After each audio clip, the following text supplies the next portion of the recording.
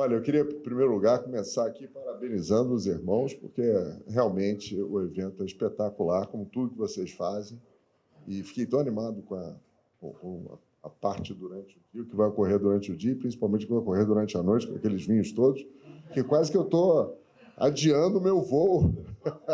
E, por favor, me convidem mais vezes, porque realmente é muito bom. Eu quero parabenizar realmente esses irmãos, porque a BMS, hoje em dia, eu acompanhei desde o início, né? Hoje em dia é uma referência absoluta no que ela faz. Eu acho que é muito importante, eu tenho uma ligação muito grande com o setor, o tributário, né? E eu realmente parabenizo os dois. O tema que me foi dado é um tema que... Cadê o... Aperta para cá para ir para frente. Né? Tá.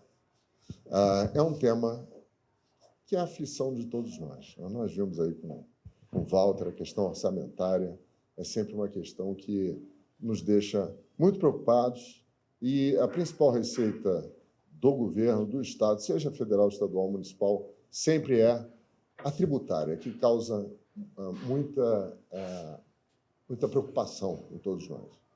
Nós temos aqui... É aqui que eu posso? Para lá, né? Em primeiro lugar, vamos falar um pouco do sistema atual. E eu tenho uma relação muito grande com o sistema atual, porque eu fui sócio de Gilberto Julio Acanto. Eu trabalho com direito tributário há 40 anos. E o Gilberto Julio Acanto foi um dos dois autores principais da reforma tributária de 65, quando surgiu o sistema tributário atual. Então, eu tinha um contato com a fonte do sistema atual. Muitas vezes eu ia lá, quando eu comecei a trabalhar com ele há 40 anos. Então, eu, um jovem advogado, né, chegava para ele, às vezes perguntava coisas a respeito do Código Tributário Nacional. Esse artigo aqui, como é que é a interpretação? Às vezes eu falava boas coisas, às vezes não. E ele dizia, você está sem trabalho, Gustavo? Mas o sistema tributário atual ele nasceu muito bom. Ele nasceu excelente. Ele foi uma revolução para a época. Não havia nenhuma regra constitucional sobre direito tributário, e a Emenda Constitucional 18 colocou um sistema tributário que falava entre si, que é o que diferencia a reforma atual, em que nós fatiamos a reforma, patrimônio, renda e serviços, cada um fazendo a sua reforma, o que acaba possibilitando uma carga tributária que vai ser a maior do mundo. Já é na reforma do consumo. Nós temos o maior IVA do mundo. Isso contando com essa alíquota de referência aí de 26,5%, que não quer dizer nada. Nós vamos ter de IVA, com essa reforma que está sendo criada aqui, nós vamos ter um IBS por município e a CBS flutuando federal. Então, essas regras, quanto é a alíquota, ninguém sabe. Mas a alíquota de referência, que é uma alíquota fabricada por quem quer convencer que a reforma é boa, já é a maior do mundo. Ultrapassou a Hungria, que era a maior do mundo.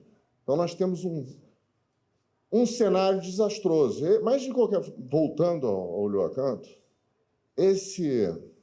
a evolução desse sistema, em função de milhões de emendas constitucionais, e enfim, depois a Constituição de 88 perdeu uma oportunidade muito grande de mudar tudo isso e acabou caindo nesse caos que nós vivemos hoje. É um caos, um conflito de competência absoluto entre União, Estados e municípios. Isso cria uma insegurança jurídica absurda, uma multiplicidade de incidências sobre a mesma base,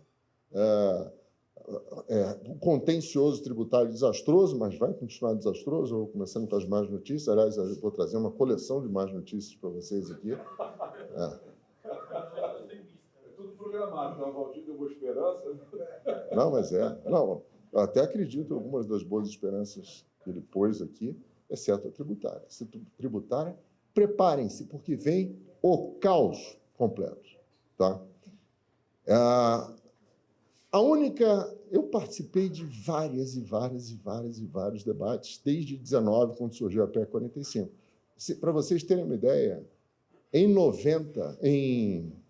2020, no meio da epidemia, eu fiz 90 webinars, 90 lives, 90 debates. E não estou arredondando, foram 90, coincidentemente, certinho. E participei muito ativamente da reforma tributária, tanto na do IVA, quanto nesta que nós temos agora da renda. Chegou lá. Não vou nem falar da do câmbio, né? Porque a do câmbio é tão absurda que ela nasce morta. Esse problema do Haddad, né?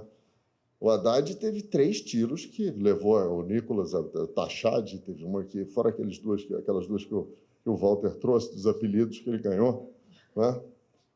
Mas ele é um desastre, o Haddad. Primeiro foram as blusinhas, lembram?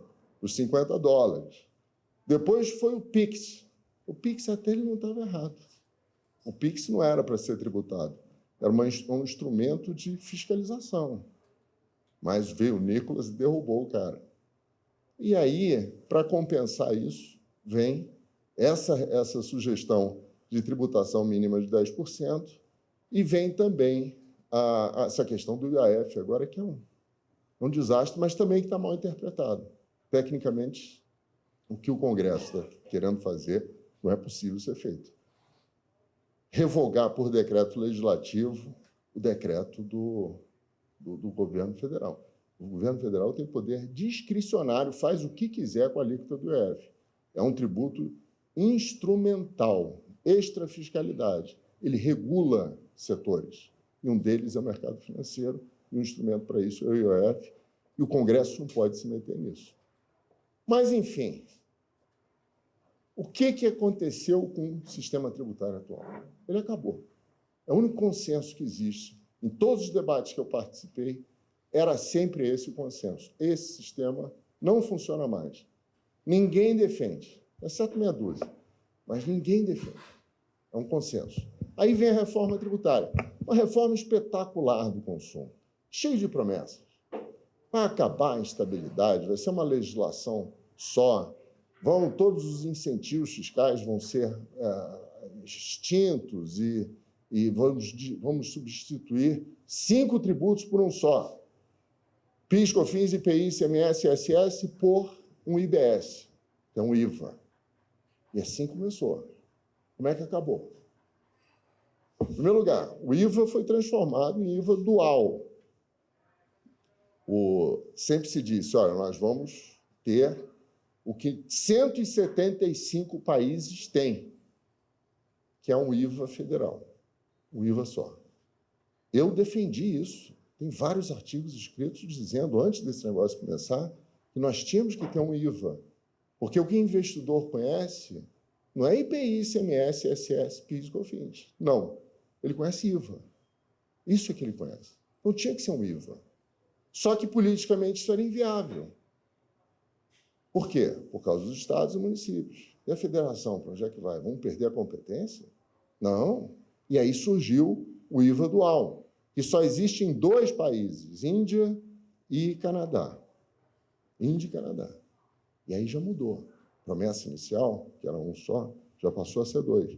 Só que isso foi evoluindo. E acabou em 5. Ou seja, nós trocamos 5 tributos por outros 5, que é o IBS, a CBS, o imposto seletivo, uma contribuição sobre exportação de produtos primários e semi-elaborados, que é uma contribuição dos estados. Surgiu no meio da votação do projeto, no meio da votação, não estou exagerando. Os deputados estavam votando, o texto foi alterado e inserido um tributo novo no meio da votação da Câmara. Ou seja, a Câmara, para mim, não votou essa parte. Sistema bicameral, você tem que ter votação dos 2, ainda mais uma PEC. A primeira votação não ocorreu, porque os deputados não estavam nem sabendo que aquilo estava lá dentro. E aí, o que fizeram mais? Eu estou em 4 tributos já. Mantiveram o IPI. Não revogaram o IPI, como forma de justificar a Zona Franca de Manaus. O mandato qual é? Vamos criar um benefício, fazer o que a Zona Franca de Manaus, agora até os anos 70, uma zona de benefícios fiscais, de incentivos fiscais para atrair. Só que eles não conseguem isso satisfatoriamente. Aí o que eles fizeram? Colocaram um bode na sala de todas as outras unidades da federação.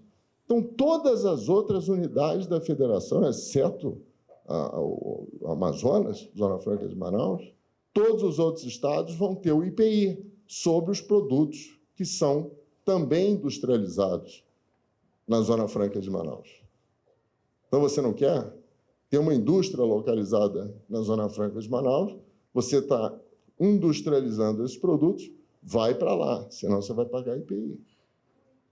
Ou seja, não se criou um incentivo, criou-se uma ameaça para todos os demais estados. Portanto, simplificação, 5 tributos substituídos por outros 5. Vamos abandonar isso aqui. 5 tributos substituídos por outros 5. Promessa cancelada. Não cumulatividade. O que é não cumulatividade? Você tem uma cadeia de circulação de mercadoria e de serviços que é linear. A indústria vende para atacado, atacado vende para varejo, varejo vende para consumidor final, e além de vendas intermediárias que ocorrem nesse caminho, nessa trilha. O que é a não cumulatividade? O tributo vai incidindo em cada step desse. Cada tributo incidente nos steps seguintes ao primeiro abatem do seu imposto o que foi recolhido, pago pelo elo anterior da cadeia. E por isso é não cumulatividade. Se não houver não cumulatividade, o que há? Cumulatividade. O preço chega lá na ponta enorme, porque incidiram várias vezes sobre a mesma base. A base que incidiu na primeira etapa vai ser novamente objeto de incidência na segunda, na terceira, e assim vai. A não cumulatividade foi muito maltratada pelo sistema atual. Muito maltratada. Tanto que ela praticamente não existia. Você, para poder compensar o que foi pago, você tem créditos. Esses créditos eram reduzidos a uma margem muito pequena. O que se prometeu? Não cumulatividade absolutamente ampla e restrita. Eles botaram um conceito, e aí foi a minha primeira participação disso, que eles colocaram um conceito de não cumulatividade que era idêntico da Constituição atual e que permitiu todas essas restrições a que eu acabei de me referir com o apoio do Supremo. O Supremo diz, esse conceito que está aí não é bom. Aí eles vieram e reprisaram o conceito na PEC 45. Eu falei, vocês estão loucos? Isso não condiz com a promessa que vocês estão fazendo de uma não cumulatividade ampla e restrita. Mas aí eles cederam, acabaram aumentando.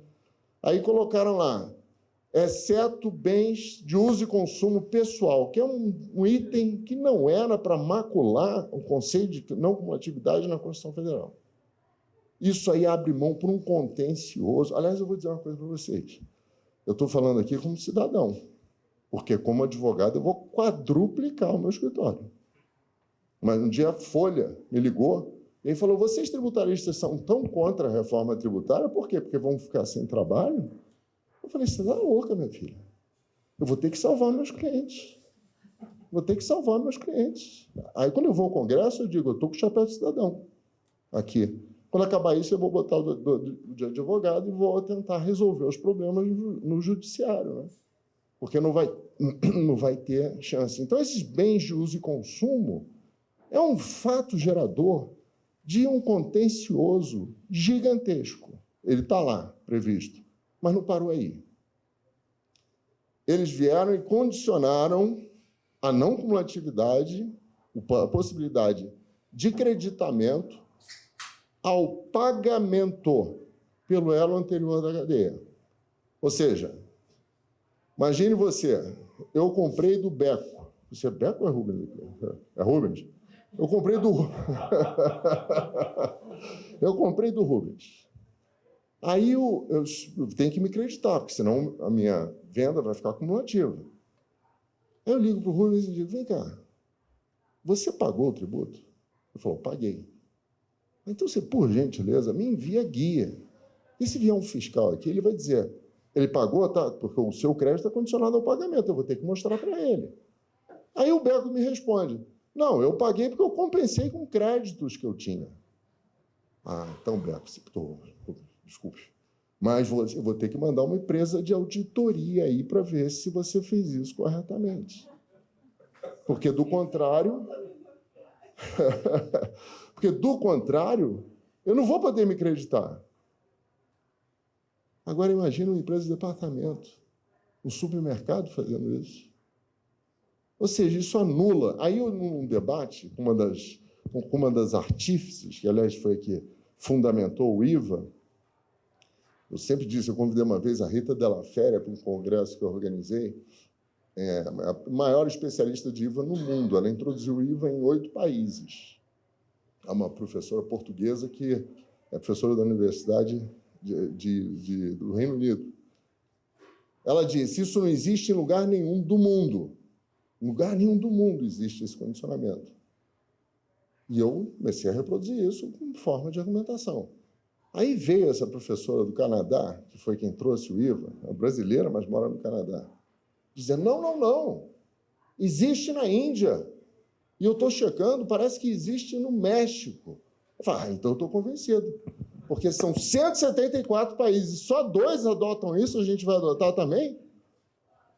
Não tem sentido. Nós não estamos copiando o modelo internacional. E isso, aí eles disseram o seguinte, para que não haja isso, 2 coisas vão ter que acontecer.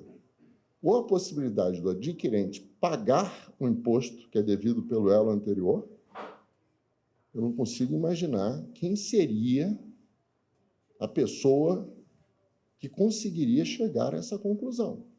Eu vou me acreditar, só que o cara não pagou. Então, eu pago por ele, me acredito, pego esse crédito e debito com débito? Quem vai fazer isso, meu Deus? Quem for fazer isso tem que ser internado por acefalia, né? Porque o sujeito, o fluxo de caixa dele foi embora. Aí ele diz o seguinte, ou você condiciona o crédito ao pagamento, ou possibilita isso, que o sujeito pague o crédito para poder se debitar depois, ou então cria uma figura que vai ser infernal, em todos nós, inclusive em mim, o split payment. Vocês já devem ter escutado falar desse split payment. O split payment existe em outros 13 países do mundo, 6 dos quais na Europa. 2 desses da Europa desistiram, Bulgária e Romênia. Por quê? Porque a União Europeia encomendou um estudo da Ernst Young, da Deloitte,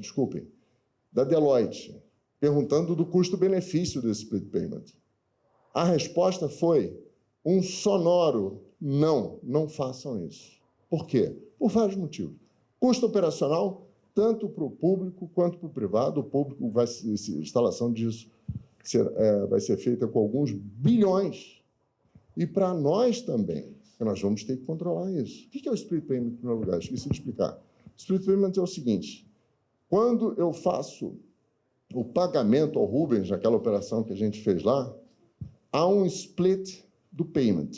Então, o preço dele vai direto para lá. E o tributo vai para um comitê gestor que vai gerir o IBS e, automaticamente, e o CBS vai direto para a Receita Federal, porque é federal. Então, há um split payment. Então, nesse caso, inclusive, em função disso, vocês não vão poder restituir em débito, vocês não vão poder pedir de volta em tributo que tenha sido pago. Por quê? Porque quando eu pago para ele, eu me acredito automaticamente. Se você se acreditou, você não pode pedir de volta. Então, fez o pagamento, você vai ter que... repetição de indébito você não vai ter. Ou você vai responder, ou você vai propor ação antecipadamente, ou você vai discutir através de ação ordinária, mas repetição de indébito, pelas regras em vigor, vocês não vão ter. Agora, gera um custo enorme para o governo e para nós. A gente vai ter que controlar isso. Gera um custo de uma complexidade operacional enorme. Imagina o controle disso, tanto para o governo quanto para nós.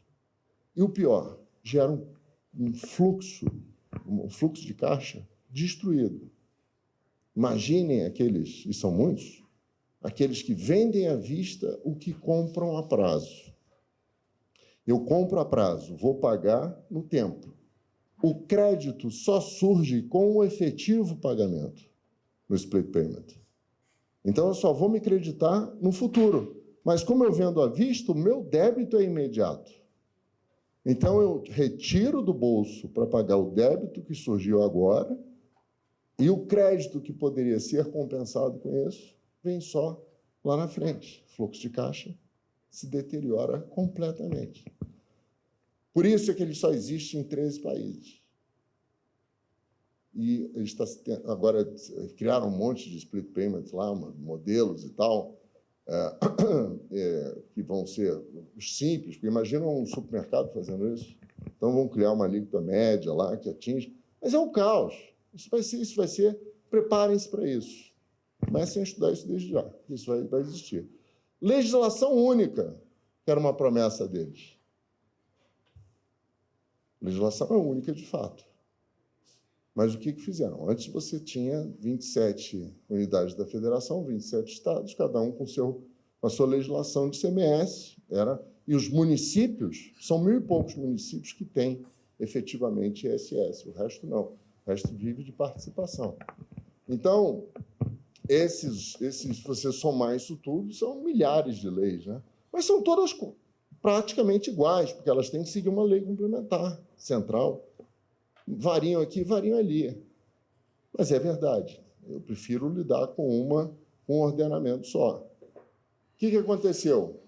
Criaram uma legislação única. Em primeiro lugar, a emenda constitucional que alterou o sistema em nível constitucional triplicou os artigos na Constituição Federal. Ou seja, isso aumenta a complexidade por si só. E a lei complementar são dois projetos de lei que foram apresentados ao Congresso. Um já foi aprovado, virou a Lei Complementar 214, e o outro ainda está em discussão no Congresso Nacional. A primeira Lei Complementar tem mais de 500 artigos. 500 artigos. Só que não são 500 artigos, são artigos que são subdivididos em parágrafos e subdivididos em itens. Ou seja, são milhares de artigos, na verdade, são milhares de comandos. Então, a complexidade foi para o espaço. Mas até aí vai. Você tem que lidar com isso. O grande problema qual é? Para eu ter uniformidade e facilidade de interpretação, o que eu preciso? Não preciso só de um ordenamento único. Eu preciso de um intérprete só. E pelas regras que estão nesse segundo projeto, o contencioso e a fiscalização, principalmente a fiscalização nos 3 níveis, o contencioso vai ser decidido por 27 estados diferentes. 27 possíveis interpretações desse emaranhado aí de normas mal escritas e que não conversam entre si. 27. Aí harmoniza anos depois, para fins de IBS, o CBS segue um outro caminho pelo CARF. Quando chega lá no final, o CARF chega a uma outra decisão diferente daquela harmonizada. E aí você tem que harmonizar os dois. Aí você joga para um órgão, que vai arrumar. Isso daqui a 20 anos, né? Download foi decidido pelo Supremo 20 anos depois.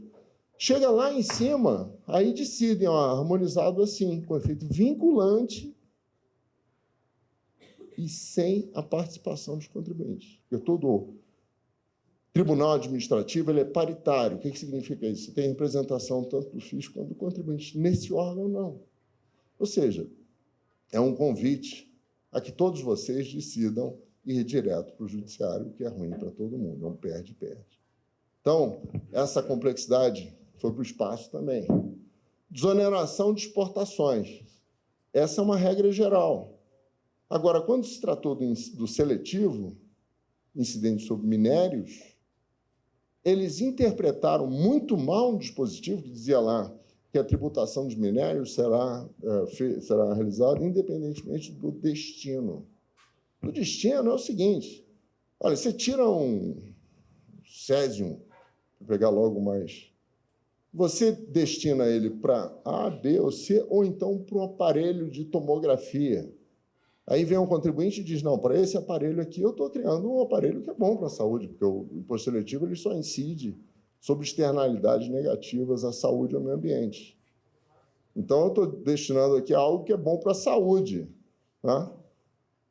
Aí, o sentido da palavra, independentemente da destinação. Mas eles interpretaram isso da pior forma possível. Independentemente da destinação significa dizer, pouco importa que vá para o mercado interno ou externo, contrariando não só todas as regras de tributação do país e do mundo, que todo mundo tributa no destino, que, aliás, tributação no destino foi uma coisa boa e que acabou passando. Eu estou botando aqui só as que são as contradições, né? Tributaram a exportação do minério, que é um setor relevante da economia brasileira.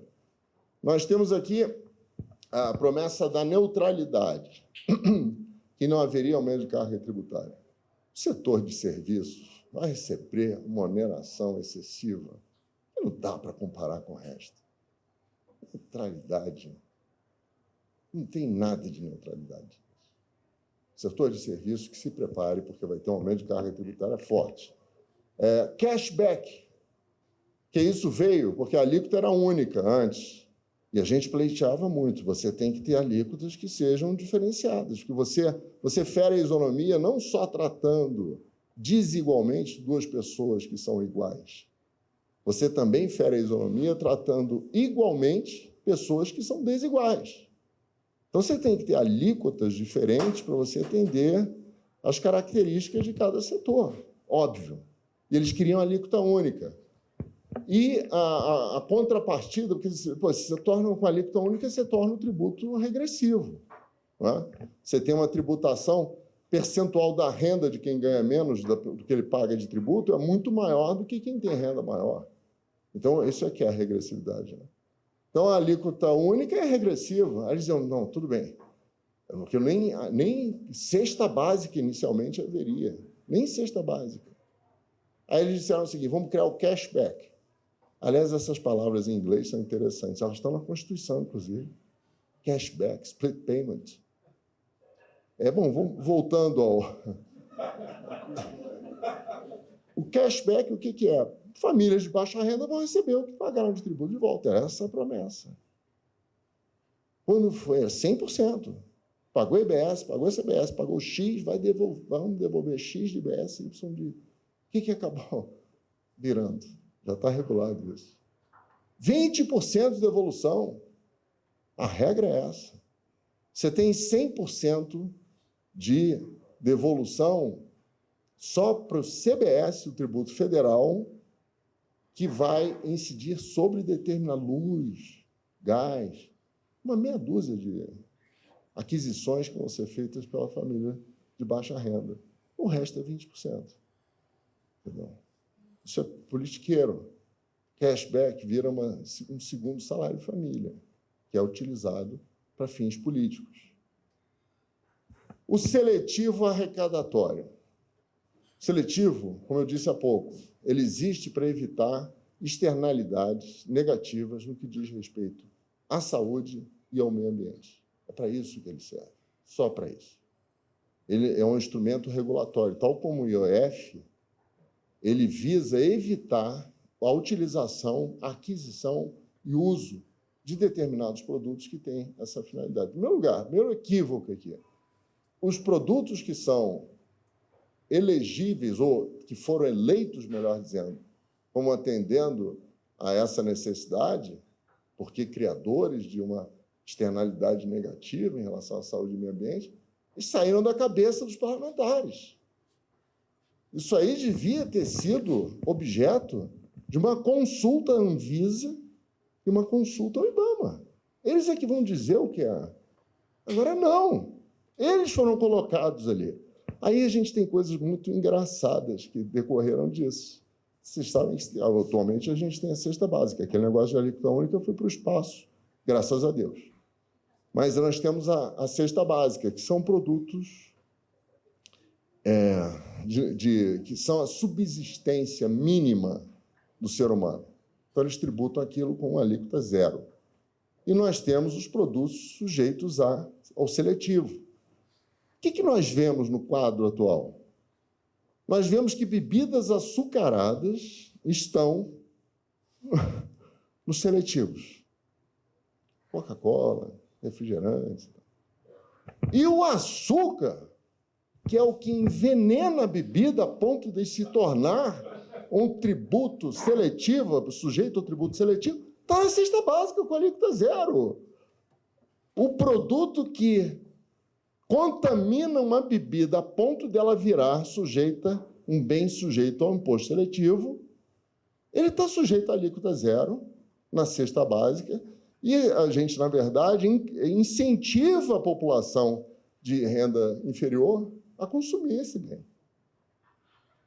Isso que dá a Anvisa e o IBAMA não estarem envolvidos nisso. Um outro também, pegaram um carro elétrico. Carro elétrico, desde que eu nasci. Quando eu nasci era um sonho, era coisa de aqueles... de Jetson e tal. Não tinha essa possibilidade. Agora, quando começou a surgir, isso a utilização dele é absolutamente necessária como algo que vai preservar o meio ambiente. Está lá, no seletivo. Por quê? Porque a bateria tem lá um minério que destrói a humanidade. O lítio. Destrói a humanidade. Então, tributa com seletivo a bateria, não o carro inteiro. Qual o sentido que faz isso? Você vai desincentivar a utilização daquele carro. Enfim, o imposto seletivo é isso aí. Vamos migrar aqui rapidinho. Já tem tempo. Então, isso aí é o que virou. Eu já expliquei isso para vocês. Eu vou deixar esses slides aí para vocês distribuírem. Isso aqui, o que interessa está aqui, eu já falei também. Não, isso eu não falei ainda. Como eu disse, a CBS, ela é federal. A alíquota será única em todo o território nacional. Não existe ainda uma alíquota fixada. Tem 2 projetos de lei no Congresso Nacional. Um fixa 12%, outro fixa 8%. O que dá para a gente projetar e ver o que vai acontecer com estados e municípios. O Estado hoje tributa com o ICMS na 20%. E o ISS, 5%. Se a gente somar isso aí, a gente vai ver que é desastroso o resultado, né, da alíquota efetiva, que é muito maior do que aquelas de referência. Mas aí houve uma briga muito grande, que a gente tinha uma guerra fiscal forte aqui. Tinha, não, tem. Muitos municípios baixam as suas alíquotas para determinados setores como forma de atrair investimentos para os seus territórios. Isso existe, tanto no ICMS quanto no ISS. Isso é guerra fiscal. Querem eliminar isso. Quais foram as 2 medidas contrárias a isso? Em primeiro lugar, tributação no destino. O resto do mundo é assim. Tributação na origem só existe aqui, ou então, se a professora do Canadá estivesse aqui, não, existem mais 2 países do mundo. Mas, enfim, a tributação no destino foi uma solução. Mas tem mais. Você quer baixar a sua alíquota, porque você quer atrair consumidores para o seu município, como se alguém fosse se mudar para consumir mais, mas você pode fazer isso. Mas você baixou a alíquota para você vai baixar para todo mundo. Então, se eu quero atrair determinada empresa, pode até ser que exista. Por exemplo, um mercado que seja muito consumidor, você vai querer aquelas indústrias daquele bem atraídas para ali. Então, você baixa a alíquota ali, você vai ter um consumo com alíquota menor. Mas, se você fizer isso para esse produto, tem que fazer para todo mundo. Então, municípios e estados vão ter que pensar muito bem, porque cada um fixa as suas alíquotas. Aliás, deixa eu abrir só um parênteses aqui, que eu não falei uma coisa. Quando eu falei lá da complexidade de interpretação e que não adianta nada você ter um ordenamento único com várias interpretações. Eu até cheguei a falar um pouco, mas preparem-se para receber fiscalizações das 3 esferas da federação nas suas empresas. Porque as situações em que isso não será possível são minúsculas. Entendeu? A regra é quase essa. Tem algumas situações em que isso não vai ocorrer. Tá? Como, por exemplo, períodos do ano que sejam o mesmo. Por exemplo, se tem uma fiscalização que vai no primeiro trimestre, você não vai poder ter 3 fiscalizações nesse primeiro trimestre. Mas você vai poder ter fiscalizações diversas Se uma for para o primeiro trimestre, uma para o segundo, outra para o terceiro. Então, você está lá lidando com as três. Voltando aqui à questão da alíquota única. Portanto, aqui a alíquota única é essa. E aí eu passo para o... Agora, aqui, e aí foi a minha segunda intervenção nessa reforma na Constitucional, na emenda constitucional 132. Foram os regimes específicos, diferenciados e favorecidos. Antes era alíquota única sem isenção. Aí, quando foi aprovado na Câmara, com aquele assodamento todo, entraram os regimes específicos, diferenciados e favorecidos. Que, aliás, a terminologia é muito engraçada, né? Regime diferenciado não parece com específico? Específico, diferenciado também não parece com favorecido? Então, eu demorei para decorar isso, o que era um, o que era outro. Os diferenciados são reduções de alíquota efetivas. Reduções de alíquota. Os específicos, originalmente, deveriam ser para dar um tratamento diverso para determinados setores da economia, como esses aqui: combustíveis, sistemas financeiros, planos de saúde, concursos e prognósticos, bens imóveis, sociedades cooperativas. Este aqui eu não entendo. Bares. Como eu disse, bebidas alcoólicas está no seletivo, como tem que estar. Agora, o templo da bebida alcoólica está com uma redução de alíquota. Hotelaria, parques de diversão. Força do lobby, né? Transportes coletivos, desculpa se tiver um parque aí, não estou ofendendo, não. Viagem, turismo, sociedades anônimas de futebol, as SAFs, missões diplomáticas. Esses têm regime específico. Não significa ter redução de alíquotas. Mas vamos lá ver os regimes específicos aprovados pela 214. Todos com redução. Os que têm redução são os diferenciados. E por que eu botei em vermelho aqui? Porque foi esse aqui que eu consegui. Eu lutei por isso muito. Me orgulho de dizer isso. Por quê? Porque são as sociedades profissionais. Sociedades profissionais têm um tratamento específico, não diferenciado, desde 68. Tem uma tributação fixa, em vez de ter uma tributação percentual sobre a receita. Por que isso? Porque lá atrás, Rubens Gomes de Souza, que foi junto com Gilberto Júlio Acanto o autor da reforma tributária daquela época, ele disse o seguinte: olha, você não pode ter, no autônomo, você não pode ter uma tributação percentual sobre os rendimentos dele para tributar com o ISS. Porque senão o ISS vira um imposto de renda. Tem todo sentido. Qual é a diferença? Você é pessoa física, você paga 27,5% de imposto de renda e mais 5% sobre a própria renda de ISS, é uma invasão de competência. Isso evoluiu para as sociedades profissionais. Porque as sociedades profissionais, os profissionais em si, eles respondem de forma ilimitada pelos seus equívocos. Então, na verdade, as sociedades profissionais são um aglomerado de autônomos. Não é? Então, eles têm que ser tratados de forma idêntica. Mas qual é a diferença disso para um tintureiro?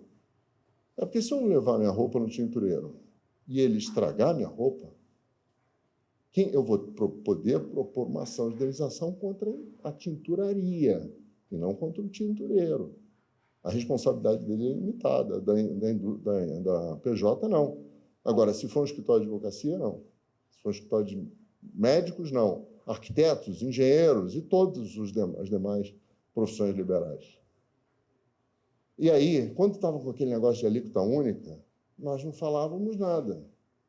Porque é alíquota única, não vamos pedir privilégio. Mas quando surgiu na PEC 45, naquela votação a que eu me falei, sobre a presidência do Arthur Lira, completamente assodada, pularam todas as comissões, em 2 semanas marcaram a votação, entregaram o texto 2 dias antes. Quando veio com esse negócio todo aqui, com isso tudo aqui, com isso tudo aqui, com isso tudo aqui, com isso tudo aqui. Não, aqui. Então, espera aí. Se é para ter uma exceção sequer, a das sociedades profissionais, que existem há 55 anos, ela tem que ser a primeira. E ela já foi desafiada sob todos os sentidos foi desafiada pelo Supremo Tribunal Federal. A última, eu me orgulho também muito disso, que eu fiz a sustentação oral no Supremo, ganhamos de 7-1, o que foi muito bom. Para mim, eu preferia ganhar de 7-1 do que de 8-0. Porque 7-1, agora que eu penso em 7-1, a lembrança que me vem é dessa vitória, e não daquele placar desastroso do Brasil e Alemanha. Né? Mas, enfim, se é para ter uma só, que seja aos serviços prestados pelas sociedades profissionais. Não pedia regime diferenciado, pedia regime específico. É diferente, pelo menos em tese é diferente. Trata diferenciadamente, bota uma incidência fixa. Ah, você ganha pagando menos, então aumento fixo. A gente quer uma tributação fixa que é muito menos complexa do que muito menos complexa do que aquela que existe normalmente. Então, mas eles não deram isso. Eles deram um cala-boca para a gente de 30%, essa redução de 30%. Como disseram, não foi isso que a gente pediu, mas deram 30%. 30% é bom, é melhor do que nada, né? Enfim, e aqui são as demais. Eu vou deixar o slide, depois vocês verifiquem se vocês se enquadram em alguma delas. Vou falar rapidamente, meu tempo ali já gritou, a tributação da renda. A tributação da renda, diz, não, vamos começar a tributação da renda. Na emenda constitucional 132, até tinha um prazo que não foi obedecido, que a tributação, reforma da renda, teria que ser apresentada em 90 dias. A reforma da renda já está sendo feita há muito tempo. Você teve a tributação das offshores, que foram objeto de lei, você teve a tributação dos fundos fechados, que também foi, você teve a tributação das regras de transfer pricing, de preços de transferência, que também já foi. Enfim, você tem regras aí, a reforma já está correndo há muito tempo.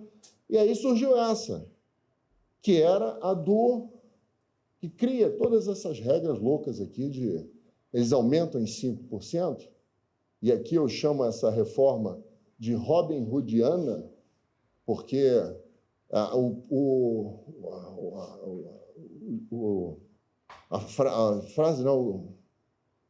narrativa do governo, como é que chama?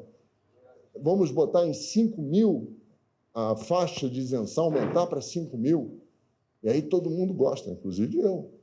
Não neste momento. Vocês viram a situação orçamentária como está. Essa tabela já está para ser corrigida há anos, se não décadas. Por que vai corrigir agora que o orçamento está todo bagunçado? Deixa para o ano que vem. Mas não, quero fazer... Por que eles querem fazer agora? Porque a popularidade do Lula foi para o chão com aquele negócio do PIX. E num ano que não pode acontecer isso. Então, ele joga a atualização da primeira faixa e dizem, vamos tirar dos super ricos para dar a eles esse dinheiro. As pessoas que vão se beneficiar disso, o número de pessoas é de 10 milhões de pessoas. E os super ricos são de 143 mil pessoas. Só que você não pode esquecer que esses 143 mil empregam os 10 milhões. A galinha do ovo de ouro está aqui. Você não pode, porque a gente já tem, como eu disse, um IVA, que é o maior do mundo, você não pode criar uma tributação de dividendos, que é isso que cria, também que vai ser estratosférica, e você tributa o patrimônio também lá em cima, daqui a pouco a gente... Agora deve ser a Dani me dizendo, para de falar.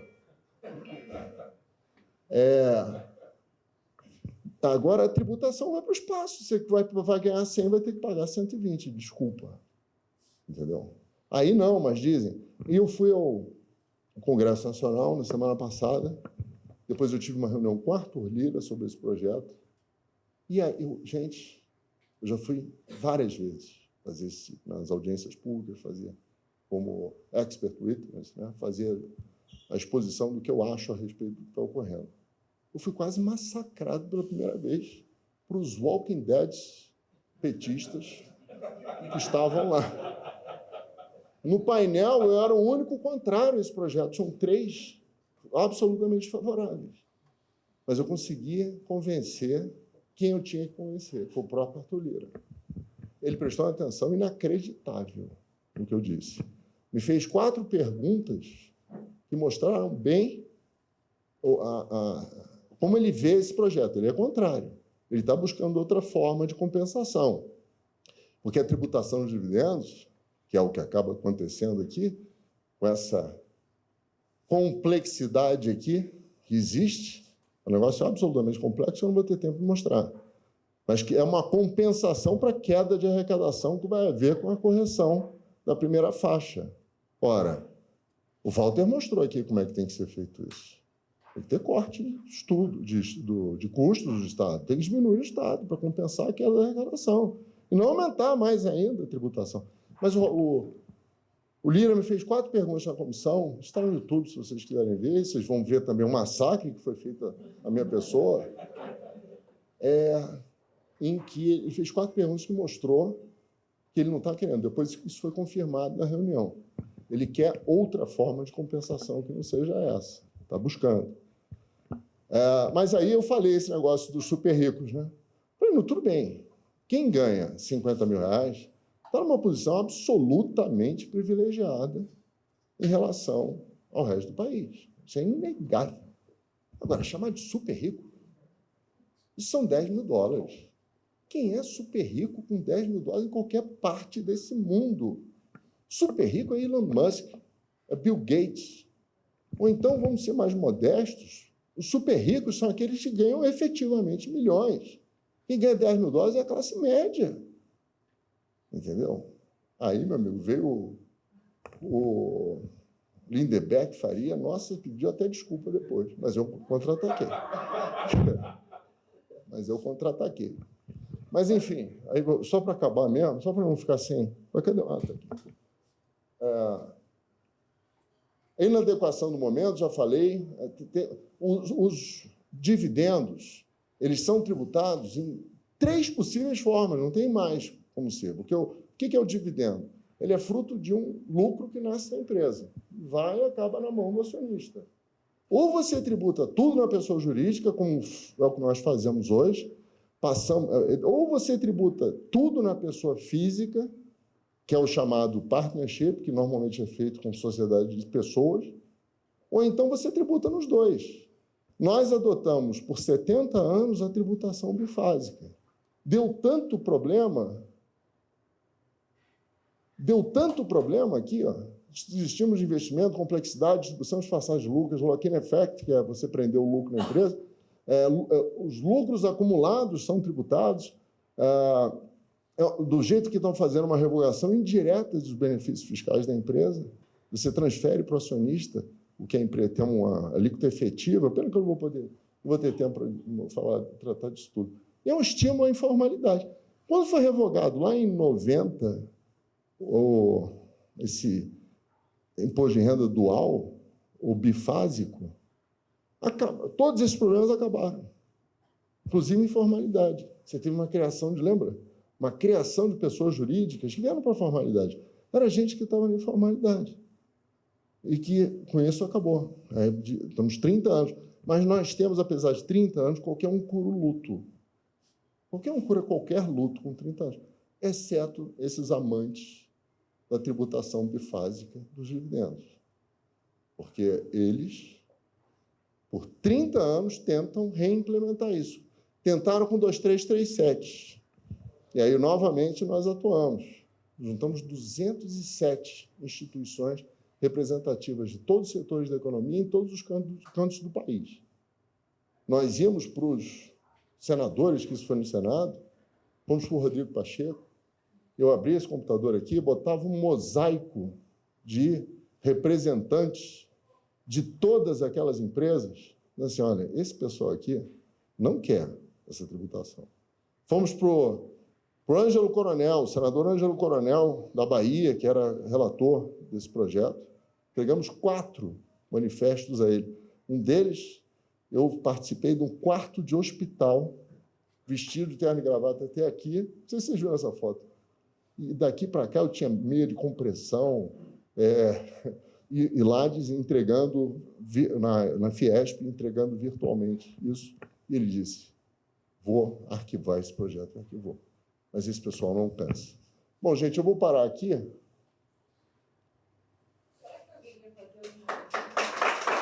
Obrigado. Pode, claro. Serão 2 com dúvida. Bom, rapaz, fique claro. Tem algumas coisas boas. Mas já desse me fizeram essa pergunta, me pegaram de surpresa, e eu fiquei assim, rapaz. Pensei assim, uns 3 minutos, e falei, não vem nenhuma na minha cabeça. Mas bem, sim. A tributação do destino, eu acho que é uma evolução. O destino é um conceito muito complicado. Muito complicado. Pra você ter uma ideia, no ISS, que tributa uma série de serviços que estão listados o legislador tentou, por 2 leis complementares, a 257 e a 175, jogar para o destino alguns serviços. 6 serviços. Os 6 foram declarados inconstitucionais. A forma. Por exemplo, tinha um que era o plano de saúde. O plano de saúde tem como cliente um condomínio. Quem é que paga? O condomínio ou o condômino que é beneficiário? Nos fundos de investimento, quem é que paga? O fundo ou os investidores no fundo?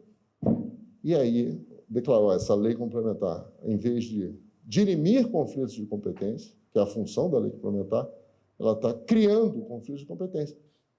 Os 6 artigos, a primeira lei complementar tentou consertar a segunda, e ele foi declarado também inconstitucional. Adivinhem quem era o ministro? Declarou inconstitucional 6 artigos numa vez só. Vocês... Alexandre de Moraes, óbvio. Só para dizer mais uma para ele, as obrigações acessórias. Vai existir uma unificação de obrigações acessórias que você vai acabar com o inferno que existe hoje de ter que emitir documentos fiscais. A obrigação acessória é emissão de nota fiscal, de declarações, esse negócio. Vai ter tudo centralizado em uma situação só. Eu acho que isso é uma vantagem boa. Pode ser que tenha outras, mas eu não consegui ainda encontrá-las. Obrigado. Primeiro, parabéns, né, pela apresentação. Você comentou aí o setor de serviços vai sofrer bastante. Você tem alguma... Posso abrir um parênteses para explicar por quê? Por que isso? Só abrir um parênteses, você continua daí. Pelo seguinte, todo tributo não cumulativo tem alíquota alta. Basta ver o PIS e COFINS. PIS e COFINS tem as 2 modalidades. O PIS e COFINS cumulativo tem alíquota de 3,65. O PIS e COFINS não cumulativo tem 9,25. Por quê? Porque quem está no não cumulativo pode se creditar de todos os insumos. Aquele negócio que eu falei da não cumulatividade, pode se creditar de todos os insumos, que diminui a base dele. Então, ele tem uma alíquota maior.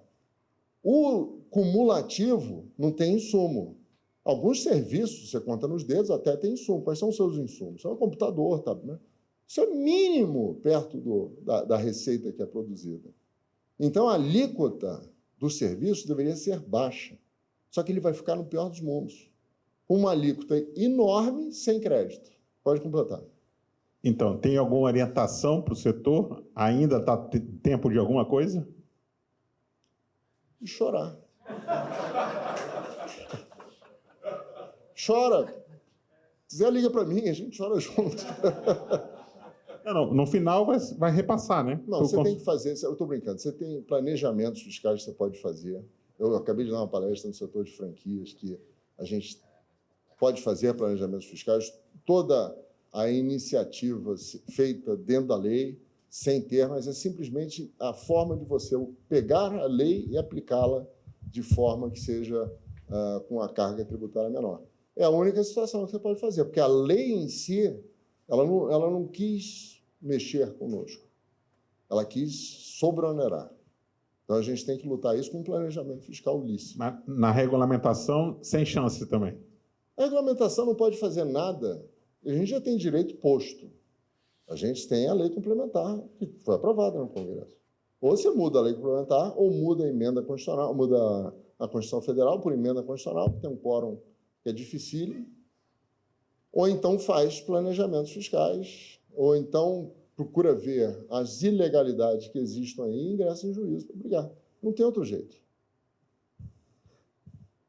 Doutor, mais uma vez, obrigado aí pela palestra, bem esclarecedor, mas também voltando com uma pergunta, até uma relacionada a serviços, né, que eu tenho estudado bastante, e entendendo onde isso vai impactar para o setor e para os clientes do setor. Eu tenho a sensação que, sim, vai ter um impacto na tributação, mas quando eu olho serviços B2C, B2B, eu estou entendendo como uma redução da carga, porque hoje a questão da cumulatividade já existe, mas tem o ISS que não se acredita. E passando a se acreditar ISS, entra lá no modelo, né, de fatura dos escritórios, das auditorias, que eles já cobram pelo líquido, né, já botam o preço líquido e se faz o gross up. Meu entendimento está correto? Você atua em que setor? Serviços. Não, mas onde em serviços? Facilities, segurança privada. Pois é. Você tem segurança privada, você tem lá o seu contrato, que você está com o seu cliente, há 5 anos cobrando 100. Você acha que você vai chegar para ele e vai dizer, olha, a partir do mês que vem, eu vou te cobrar 130 e ele vai aceitar? Você acha? Porque na minha prática não é isso que está ocorrendo. Principalmente nos contratos antigos. Ele chega e diz o seguinte, vem cá, gente, pega esses 30% aí que você está me cobrando a mais, porque a minha previsão de gasto era de 130, porque eu não tenho nada a fazer com o seu crédito. Eu sou um exportador, por exemplo, tem milhões de outras situações que ele não tem nada a fazer com o crédito. Pega esse valorzinho a mais e enfia na margem. Na margem. Porque eu não vou aceitar um crédito que seja, um valor que seja maior do que eu pago. Ou então, pior, você bota os 30, chega o seu concorrente e bota 20, e o outro ainda bota 10, e o outro bota 0. Seus clientes vão embora. Esse argumento que você está me citando aí, ele foi mencionado em quase todos os debates que eu fiz. E a minha resposta é a seguinte, vem cá, gente, a teoria é diferente na prática. Isso não acontece. No B2B, no B2C, então, não vou nem falar. Você já concordou nisso. B2C é business to consumer. B2B é business to business. São duas empresas, dois PJs atuando. Isso não funciona. Não está funcionando já. Eu já estou vivendo essa experiência com os meus clientes com os quais eu tenho contratos passados. Eu quero dizer, olha, mudou a regra. Vamos botar aí 30% mais. Eles, não. Porque você é empresa de segurança, de repente você usa de outros métodos. Entendeu? É isso. Alguém mais?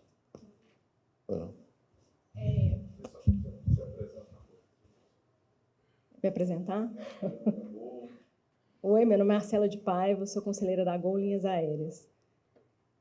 Existe uma pressão gigantesca para fazer essa reforma, né?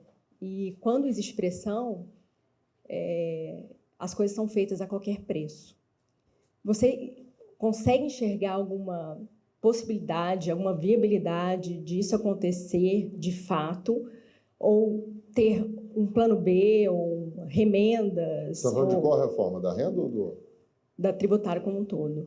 Aí você vai ter que ver, porque eu acho o seguinte, a gente tem um período de transição, foi algo que eu não falei, que mostra o que vai acontecer com a gente até 32.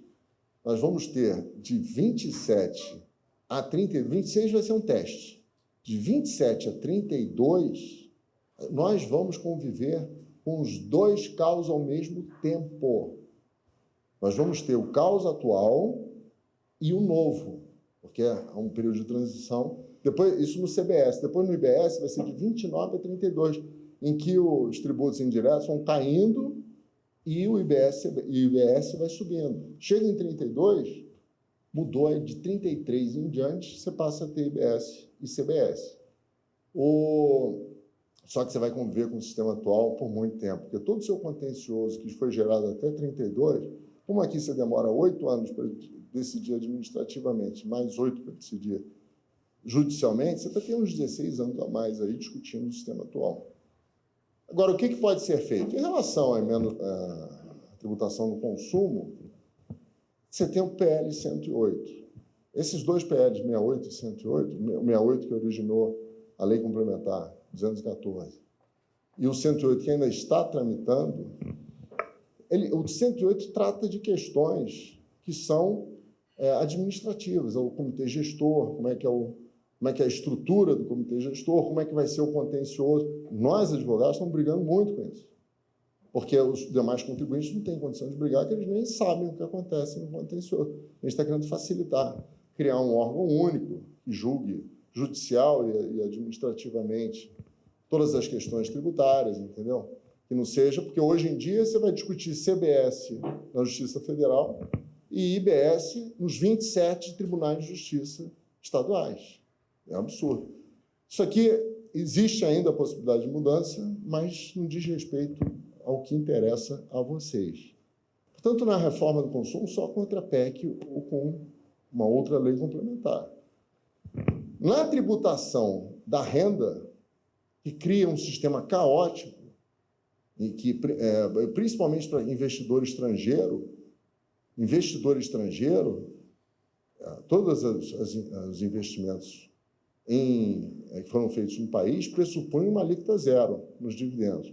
De repente, passou para 10%, e na fonte. Pessoa física ou jurídica, o que os coloca em situação diferenciada em relação aos investidores nacionais, que é só pessoa física.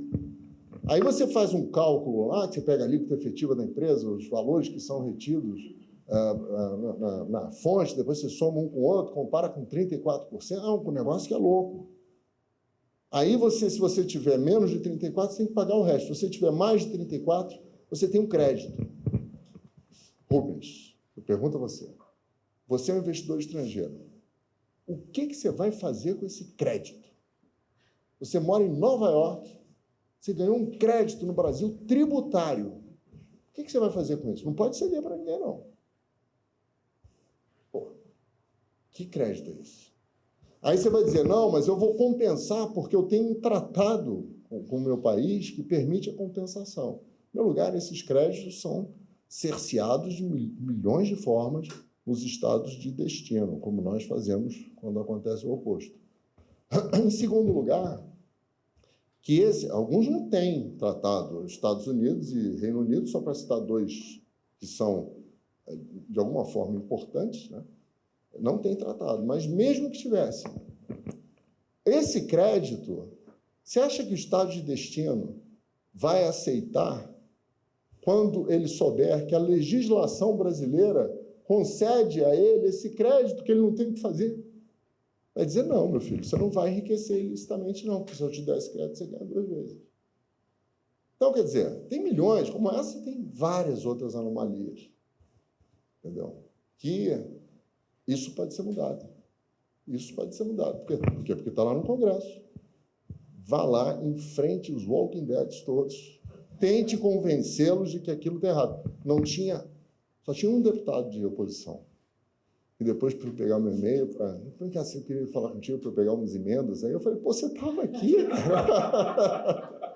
Me deixou apanhar sozinho? Não tinha ninguém da oposição. Agora, tem que ter. Isso vai passar. Isso vai passar. Por quê? Porque está atrelado a um benefício para 10 milhões de pessoas. E eles não vão querer, ninguém, nem o Lula, nem o Congresso. O Lula muito menos que ele propôs. Agora, o Congresso não vai querer dizer, não vou corrigir 5% não, porque senão aí todo mundo perde. Mas ainda há o que fazer muito. Esse negócio do IOF vai morrer sozinho. Vai ficar alguma coisa. Vai ficar cartão de crédito, vai pegar a gente. Vai ficar cartão de crédito, vai ficar um monte... Entendeu? Coisas que são... Em vez, eles dizem assim, não, vamos equalizar. Aí equalizam pelo máximo. Tem que equaliza pela alíquota mais baixa, uma alíquota média. Mas eles pegam, não, aqui é 3,5, então joga 3,5 para todo mundo. Entendeu? Então, não é assim que funciona. Não é assim que funciona. O Paulo Guedes fez um acordo para entrar na OCDE. A OCDE foi sempre tida como parâmetro para as reformas. Não, na OCDE é assim, na OCDE é assim, na OCDE. A OCDE é formada por órgãos representativos da fazenda de todos esses países. Não podemos esquecer isso. Só tem inimigo lá. Entendeu? Mas todo mundo quer entrar porque entra para o clube dos super ricos. Entra lá para o clube, todo mundo quer ir para lá. Aí o Paulo Guedes fez uma promessa de que a alíquota do IOF ia diminuindo de 6,38, se não me falha a memória, até 0,29. Essa promessa foi quebrada agora. A alíquota já estava em 3,38. Pumba, subiu para 3,5. Ou seja, a promessa com a OCDE foi derrubada. Essa dá para mudar ainda. Em primeiro lugar, porque é decreto, é a coisa mais fácil do mundo de mudar. Vai lá e pressiona que venha uma revogação, como vai ocorrer. Já a dos fundos foi mudada no dia seguinte, do fundo fundos em investimentos no exterior. Foi mudado no dia seguinte. Aí o Haddad disse, não, estamos só mudando a rota. Dar cavalo de pau é mudar a rota? Porque foi isso que eles fizeram com o IOF, foi isso que eles fizeram com o PIX, foi isso que eles fizeram com as blusinhas. Tá? Tudo é cavalo de pau. Porque eles não pensam, não conversam com a população. Como não fizeram com a reforma do consumo. Surgiram esses projetos de lei que eu me referi, tanto 68 como 108, surgiram de uma reunião entre Fazenda Estadual, Municipal e Federal. Os contribuintes não participaram disso. Aí diziam, não, vocês vão poder conversar no Congresso. Eu falei, meu amigo, quando você entra com um projeto de lei que teve esse pessoal todo fazendo no Congresso Nacional, aí eu volto aos 7-1. É como se você entrasse no jogo, nos 44 do segundo tempo, perdendo de 7-1. E quem é que vai se convencer do que a gente vai dizer? Ninguém, né? Tá.